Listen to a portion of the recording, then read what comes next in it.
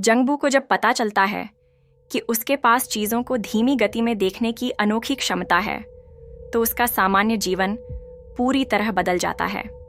वह एक बहिष्कृत व्यक्ति के रूप में बड़ा होता है, जब तक कि उसे सीसीटीवी मॉनिटरिंग सेंटर में नई नौकरी नहीं मिलती।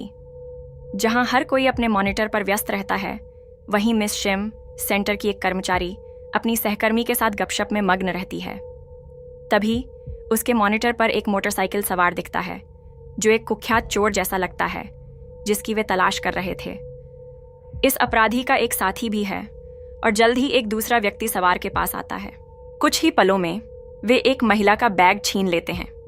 मिस शिम तुरंत अपने टीम लीडर को सूचित करती है और वह अन्य अधिकारियों को अपराधियों के ठिकाने की जानकारी देता है। अपराधियों का पीछा करने के बाद सीसीटीवी मॉनिटरिंग सेंटर की टीम अचानक दोनों को देखना बंद कर देती है, लेकिन जंगबू, जिसके पास धीमी गति में देखने की विशेष क्षमता है, दोनों का ठिकाना ढूंढ लेता है, जिससे उनकी गिरफ्तारी हो जाती है। जब पूरी टीम उत्सव मना रही होती है, जंगबू चुप रहता है, जिससे उसका सहकर्मी ब्यूंग सू और टीम लीडर उसे अजीब नजरों से देखते हैं। बचपन में एक स्कूल के खेल उत्सव में जंगबू ने रिले रेस में हिस्सा लिया था, जहां उसे अपनी पसंदीदा लड़की बोंग सूमी को बैटन पास करना था, लेकिन अज्ञात कारणों से वह अपना संतुलन खो देता है और उसे तुरंत डॉक्टर के पास ले जाया जाता है। कई टेस्ट के बाद पता चलता है कि उसे डायनामिक विजुअल एक्यूटी नामक एक दुर्लभ आंखों की बीमारी है, जो उसे तेजी से चलती वस्तुओं को धीमी गति में देखने की क्षमता देती है। इससे वह तेजी से फेंकी गई चीजों को आसानी से पकड़ सकता है, लेकिन यह क्षमता उसे चक्कर भी देती है, जिसके कारण वह खेलों में हिस्सा नहीं ले पाता। डो सियोक, उसके नेत्र रोग विशेषज्ञ, सलाह देते हैं कि वह अपनी स्थिति की निगरानी के दौरान हमेशा धूप का चश्मा पहने। बाद में जंगबू अपने पिता से अलग हो जाता है, जो उसकी आंखों की बीमारी के इलाज के लिए पैसे कमाने के लिए दूर चले जाते हैं। जंगबू को अपनी स्थिति में एक सकारात्मक पहलू मिलता है, क्योंकि चीजों को विस्तार से देखने की क्षमता ने उसे कला और चित्रकारी में रुचि लेने के लिए प्रेरित किया। लेकिन बच्चे उसके चश्मे के कारण उसका मजाक उड़ाते थे, ये सोचकर कि उसकी आंखें एलियन जैसी हैं। सौभाग्य से बोंग सूमी हमेशा उसके साथ रहती थी। वे साथ खेलते थे और वह जंगबू की कला के लिए प्रेरणा बनती थी। लेकिन जंगबू के साथ दोस्ती के कारण अन्य बच्चे सूमी को भी तंग करते थे, जिसके चलते उसने धीरे धीरे उससे दूरी बना ली और जंगबू अपना एकमात्र दोस्त खो देता है। अपनी आंखों को और नुकसान पहुंचाने के लिए जंगबू ने अत्यधिक टीवी देखना शुरू कर दिया। फिर भी उसे ड्रामों के आकर्षक किरदारों को देखना पसंद था, जिनसे उसने दूसरों के सामने बोलना और व्यवहार करना सीखा। लेकिन यह सब बेकार था, क्योंकि उसके पास इसे आजमाने के लिए कोई नहीं था।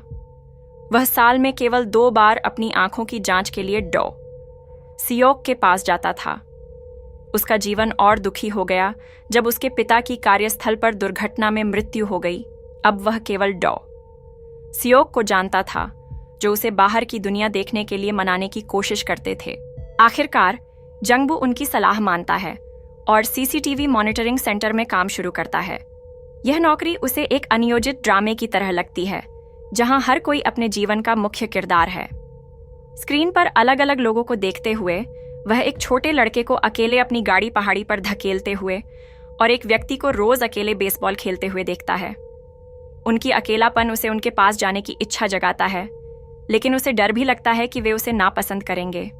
एक रात ब्यूंग सू और टीम लीडर बेंच पर बैठे होते हैं, जहां ब्यूंग सू गर्व से कहता है कि वह जंगबू का दोस्त है, भले ही वह अजीब हो, और वह कंपनी में काम करते समय उसका ध्यान रखने का वादा करता है।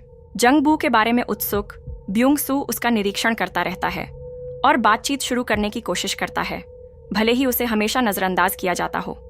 वह यह भी नोटिस करता है कि जंगबू को लोगों के एक जगह से दूसरी जगह जाने के कदम गिनने और विभिन्न सड़कों के स्केच बनाने की आदत हो गई है। एक बार जंगबू आखिरकार ब्यूंगसू से बात करने का फैसला करता है और पूछता है कि वह आमतौर पर कहाँ जाता है, लेकिन ब्यूंगसू जवाब नहीं देता और इसके बजाय उसके स्केच उठाकर देखता है। फिर जंगबू से उसकी गर्लफ्रेंड के बारे में पूछता है। इस सवाल से जंगबू को किसी की याद आती है। फिर वह स्क्रीन की ओर झुकता है और एक लड़की को अपने घर के गेट से जल्दी निकलते हुए देखता है, जिससे वह अचानक खड़ा हो जाता है। बाद में जंगबू साइकिल पर सवार होकर उस लड़की को दूर से देखने जाता है। ये लड़की कोई और नहीं बल्कि उसका बचपन का प्यार और दोस्त बोंग सूमी है। सूमी की एक अज्ञात व्यक्ति जो एक कर्ज वसूलने वाला लगता है के साथ बातचीत सुनकर उसे पता चलता है कि सूमी को आर्थिक परेशानियां हैं। सीसीटीवी मॉनिटरिंग सेंटर में जंगबू सूमी को जहां भी जाता है देखता रहता है और उस पर अत्यधिक ध्यान देता है। अगली सुबह वह उन जगहों पर जाता है जहां सूमी गई थी क्योंकि इससे उसे खुशी मिलती है। जंगबू की मुलाकात बैगगू उस छोटे लड़के से होती है जो हमेशा अपनी गाड़ी खींचता है, और सांगमान से जो अकेले बेसबॉल खेलता है जब वह सड़क पर एक सोफा खींच रहा होता है। उन्हें अभिवादन करने की इच्छा के बावजूद वह अपनी बात स्पष्ट रूप से व्यक्त नहीं कर पाता, जिससे वे उसकी हरकतों को गलत समझते हैं। उस रात सूमी को कॉफी शॉप के पास वह सोफा मिलता है। यह नहीं जानते हुए कि यह जंगबू का काम है, वह वहां बैठकर अपने थके हुए पैरों को आराम देती है और कॉफी शॉप को खुशी से देखती है। अगले दिन सूमी अपनी पार्ट टाइम नौकरी के बाद एक ऑडिशन के लिए जाती है, लेकिन अपने परिपक्व चेहरे और सीमित प्रतिभा के कारण उसका चयन नहीं होता। इस बीच मॉनिटरिंग सेंटर में जंगबू ब्युंगसू को सूमी को छाता देने के लिए साथ चलने के लिए मनाने की कोशिश करता है। बारिश में रेनकोट पहनकर दोनों सूमी के स्थान तक पहुंचने की कोशिश करते हैं, लेकिन जब जंगबू उसे छाता देने की कोशिश करता है तो उसके अजीब और डरावने व्यवहार के कारण सूमी बस चली जाती है। जंगबू की असफल योजना के बाद दोनों डॉ सियोक से मिलने जाते हैं। सावधानीपूर्वक विचार के बाद जंगबू को सूमी को फूल देने की सलाह दी जाती है और उसी शाम उसकी माँ उसे बाल कटवाती है। अगले दिन सूमी एक ऑडिशन के लिए देर हो जाती है जब कास्टिंग डायरेक्टर उसे फोन करके बताता है कि ऑडिशन खत्म हो चुका है। निराश होकर वह सड़क पर गाना शुरू करती है, जिससे सुनने वाले प्रभावित होते हैं, खासकर जंगबू। लेकिन जब डायरेक्टर से कोई जवाब नहीं मिलता तो वह गाना बंद कर देती है और उदास होकर वापस चल पड़ती है। सौभाग्य से जब एक बस उसे टक्कर मारने वाली होती है, जंगबू उसे खींचकर बचा लेता है। उसकी जान बचाने के बाद जंगबू उसे फूल देता है और कहता है कि उसके होने से वसंत आ गया है, जिससे सूमी एक पल के लिए मुस्कुराती है। लेकिन उसका मूड जल्दी बदल जाता है और वह फिर से उसके साथ असभ्य व्यवहार करती है। सूमी के जाने से पहले जंगबू उसका नाम पुकारता है ताकि वह उसे याद करे। फिर वह उसे सुधारती है और कहती है कि उसका नाम ओह सूमी है। अगले दिन जंगबू की माँ उसे काम के लिए तैयार होने के लिए जगाती है, लेकिन जंगबू जवाब देता है कि वह नहीं जाएगा, ये कहते हुए कि मॉनिटरिंग सेंटर में काम करने से उसकी आंखें और खराब हो जाएंगी।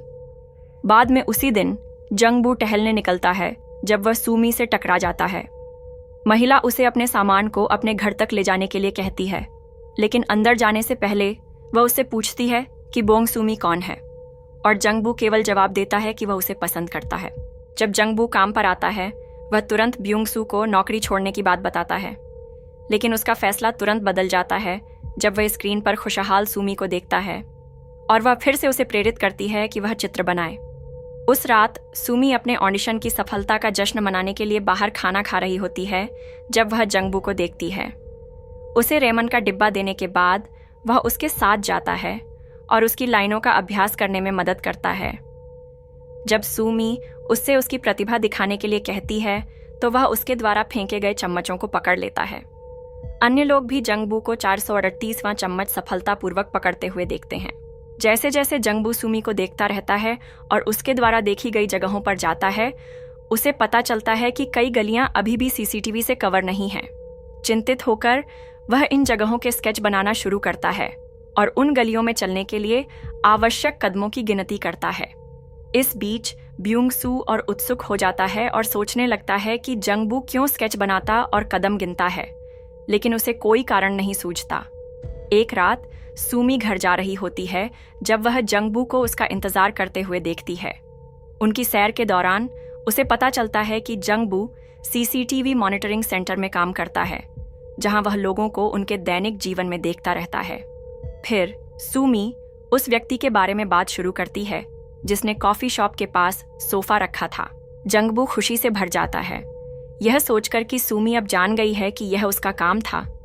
लेकिन उसकी खुशी तब कम हो जाती है जब सूमी स्वीकार करती है कि उसे कॉफी शॉप में काम करने वाला अमीर दिखने वाला लड़का पसंद है। वह सोचकर उत्साहित हो जाती है कि उसके पास कार है जो उसे कहीं भी घुमाने ले जा सकती है। अगले दिन जंगबू कड़वाहट महसूस करता है और सुमी का पीछा करना बंद करने का फैसला करता है। लेकिन जब वह सुमी को सीसीटीवी पर हाथ हिलाते हुए देखता है तो वह फिर से एक निराशाजनक रोमांटिक बन जाता है। वह सुमी को यात्रा पर ले जाने की योजना बनाता है, इसलिए वह ब्युंगसू, टीम लीडर, अपनी माँ और डॉ सियोक से पूछता है कि क्या उनके पास कार है। इस बीच सुमी ने अपनी मिनीमार्ट की नौकरी से इस्तीफा देने का फैसला किया। वह खुशी खुशी सड़क पर चल रही होती है, लेकिन उसका दिन तब खराब हो जाता है जब कर्ज वसूलने वाला उसका पीछा करता है। जब वह फिर से पैसे नहीं दे पाती तो वह उसे अपशब्द कहना शुरू करता है और अन्य अपमानजनक टिप्पणियां करता है। वह सुमी को मारने वाला होता है, लेकिन जंगबू और ब्युंगसू उसकी मदद के लिए आते हैं और उसे कर्ज वसूलने वाले से बचाने में मदद करते हैं। इस घटना के बाद दोनों करीब आ जाते हैं। वे एक साथ समय बिताने लगते हैं और जंगबू को पता चलता है कि सुमी समुद्र देखना चाहती है। उसे उम्मीद खोने लगती है क्योंकि उसे कोई कार वाला व्यक्ति नहीं मिलता। तभी उसे सांगमान याद आता है जो बस चलाता है। अगले दिन जंगबू सांगमान से मिलता है और उसे समुद्र तक ले जाने के लिए मनाने की कोशिश करता है। पूरे दिन उसकी बस में उसकी मदद करता है और शाम को उसके साथ कैच खेलता है। हालांकि जब जंगबू सांगमान से समुद्र तक चलने के लिए कहता है तो वह मना कर देता है। अगले दिन सुमी काम पर जाती है, यह नहीं जानते हुए कि जंगबू उसे समुद्र ले जाने की योजना बना रहा है। आश्चर्यजनक रूप से सांगमान आखिरकार जंगबू की योजना से सहमत हो जाता है और ब्युंगसू के साथ वे सुमी को बस स्टॉप से ले लेते हैं। सुमी को नहीं पता कि बस कहीं और जा रही है।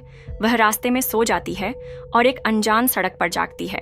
फिर उसे बस में ब्युंगसू और जंगबू मिलते हैं और वे उसे बताते हैं कि वे समुद्र जा रहे हैं। ब्युंगसू उसे यह भी बताता है कि उसे अपनी नौकरी की चिंता करने की ज़रूरत नहीं है क्योंकि उसने मिस शिम से उसकी जगह लेने के लिए कह दिया है। लेकिन उनके गंतव्य के रास्ते में उन्हें रोक लिया जाता है क्योंकि स्थानीय बस को दूसरे जिले में जाने की अनुमति नहीं है।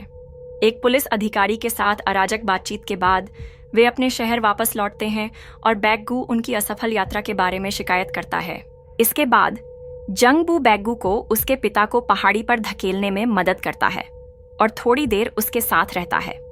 एक दिन जंगबू फिर से सीसीटीवी के जरिए सुमी को देख रहा होता है जब उनका टीम लीडर एक अपहरण के मामले की रिपोर्ट करता है।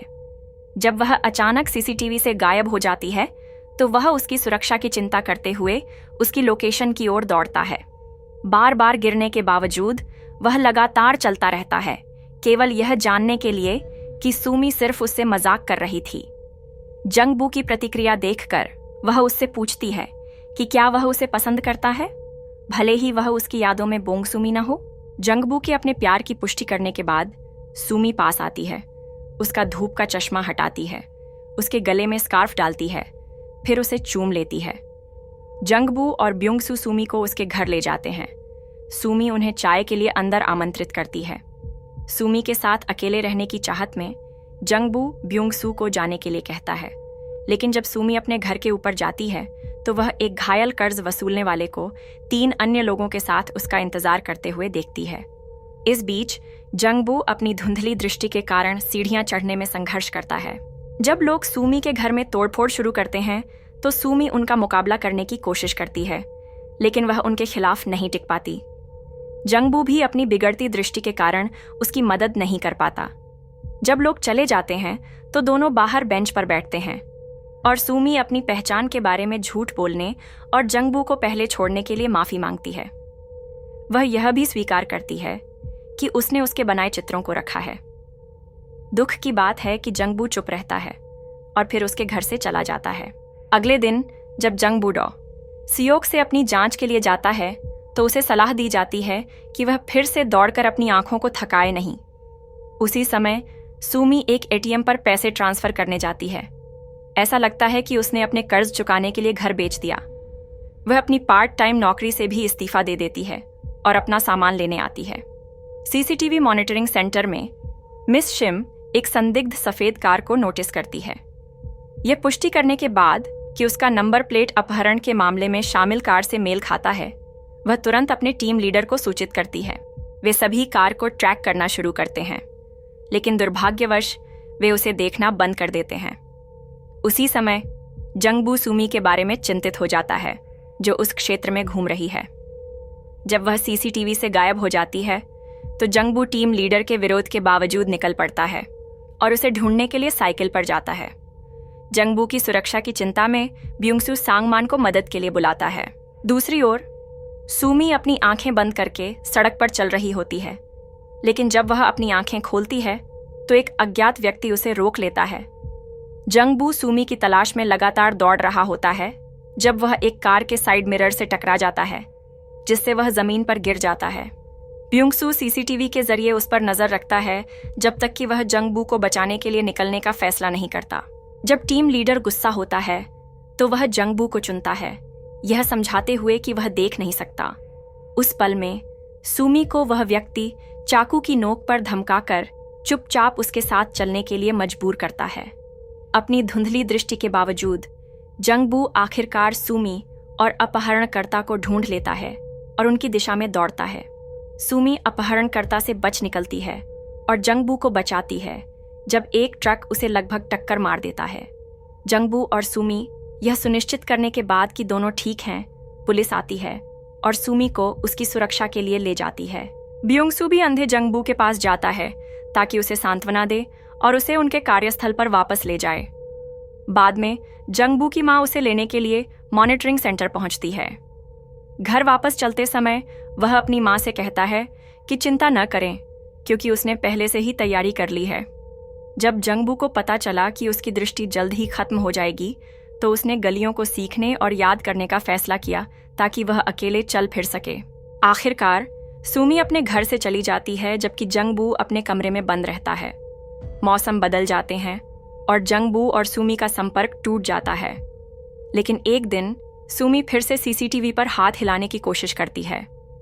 वह अपने कदमों को पीछे ले जाकर उस सोफे तक पहुंचती है और वहां बैठकर वह कॉफी शॉप के अंदर जंगबू को देखती है। जब जंगबू दुकान से बाहर निकलता है तो सुमी उसे हाथ हिलाती है, लेकिन यह देखकर हैरान रह जाती है कि वह अब अंधा हो चुका है। वह चुपके से जंगबू का पीछा करती है जहां भी वह जाता है, जब तक कि वह एक कला प्रदर्शनी में नहीं पहुंचती जहां हर कलाकृति का विषय वह स्वयं है। जंगबू, भले ही वह देख नहीं सकता, ने अपनी यादों से अपने जीवन के प्यार को चित्रित किया है। एक दिन जब जंगबू टहलने जाता है, वह अचानक रुकता है, पीछे मुड़ता है और सुमी का सामना करता है। जब वह सुमी से पूछता है कि वह अगली बार कहाँ जाना चाहती है, तो वह हैरान हो जाती है कि जंगबू को पता है कि वह उसका पीछा कर रही है। जंगबू के लिए वह कहता है कि उसे पता है कि सुमी आसपास है, क्योंकि उसे फूलों की खुशबू आती है जो उसे वसंत की याद दिलाती है। फिर वह अपना हाथ बढ़ाता है, उसका हाथ मांगता है और सुमी बिना देर किए दौड़कर जंगबू को गले लगा लेती है। उस रात अपहरणकर्ता का दुर्भाग्यपूर्ण अंत हुआ। सांगमान ने अपनी बस का उपयोग करके अपहरणकर्ता की कार को घेर लिया और बैगगू के साथ अपहरणकर्ता को रोक लिया गया। लेकिन जब अपहरणकर्ता ने अपना चाकू निकाला तो बैगगू ने अपने पिता को मदद के लिए बुलाया। उसके डरावने पिता ने केवल अपहरणकर्ता पर चिल्लाया, जिसे तुरंत डर लग गया। फिर पुलिस आई और अपराधी को सफलतापूर्वक पकड़ लिया।